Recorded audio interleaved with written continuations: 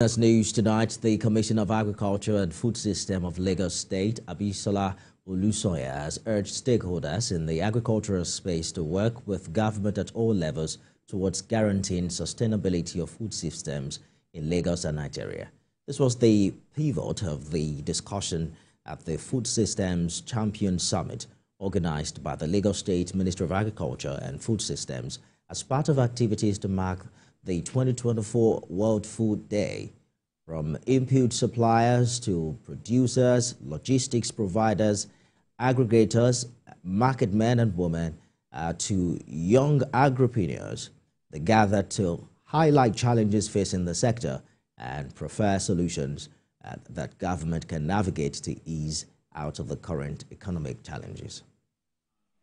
As part of what we do in celebrating our actors in the food systems is this very important summit where we call all stakeholders from input suppliers to producers, that will be the farmers, to logistics providers, aggregators, processors, market men and women, those who do bulk purchases and what have you, and just generally for all of us to come together and find solutions to the various problems, to the issues that we face in the sector, particularly as Lagos. And one of the things that has come out of here is that when we have tough times, it is collaborations that happens that make people food secure.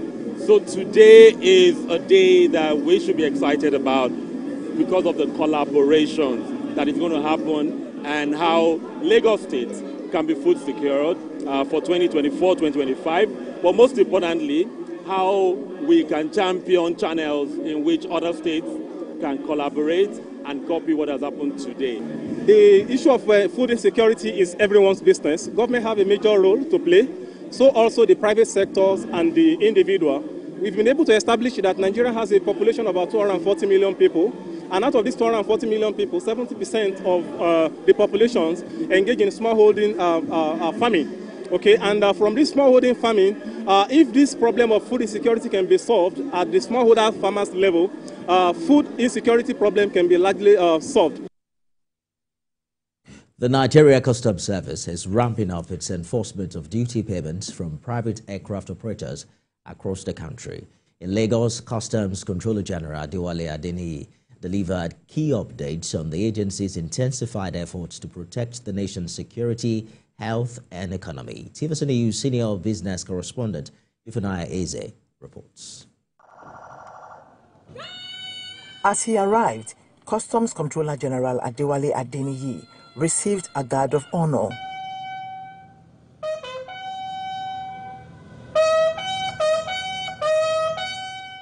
During his address, he highlighted a significant shift in customs operations, moving from a reactive to a proactive approach. This includes prioritizing revenue collection, trade facilitation, and ensuring regulatory compliance. Controller General Adeniyi expressed concern over the rise in illicit trade, including arms smuggling, narcotics, and wildlife trafficking.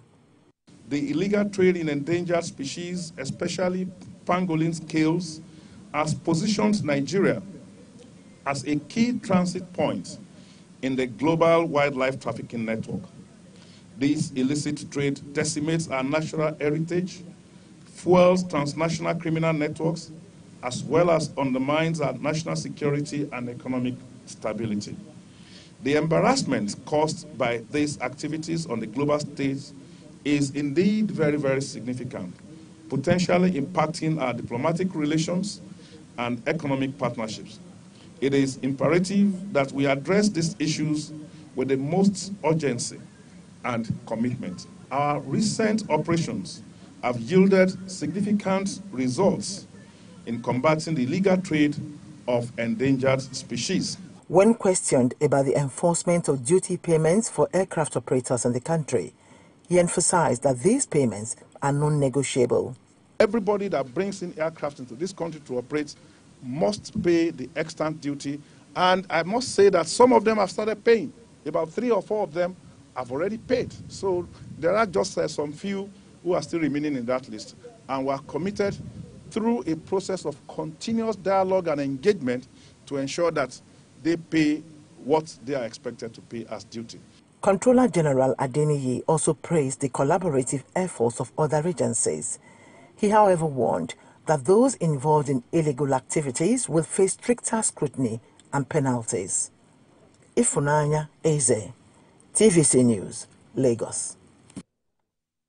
The stock market closed days downward as the Securities and Exchange Commission revealed that 5 banks that raised new funds from the market recorded oversubscription. Here's a detailed report by Efyong Eko. Director General of Securities and Exchange Commission, Mr. Momotimo Agama, has revealed that 5 banks that sold shares in public to raise new capital were oversubscribed. GT Holdings, Fidelity Bank, Access Holdings, Zenith Bank and FCMB Group have so far raised new funds through the stock markets. The banks used the vehicles of public offers and rights issues. In total, SEC revealed that the 5 banks raised a total of 1.26 trillion naira, which is about $770 million. The Central Bank of Nigeria has given the banking industry 2 years to keep up with new capital bases of 500 billion naira, 200 billion naira, and 50 billion naira. Going to the trading floor, business closed in red, throwing losses to companies and investors. Cement company Wapco Lafarge took the heaviest loss on the back of sales pressure. UBA, Access Holdings, First Bank Holdings and Zenith Bank dropped their prices due to market forces. UACN hit gain at almost 10%, followed by Dangote Sugar, Oando, United Capital and GT Holdings. 257 million units of shares worth 8.9 billion naira were crossed in the market subsectors. Efyong Eko, TVC News, Lagos.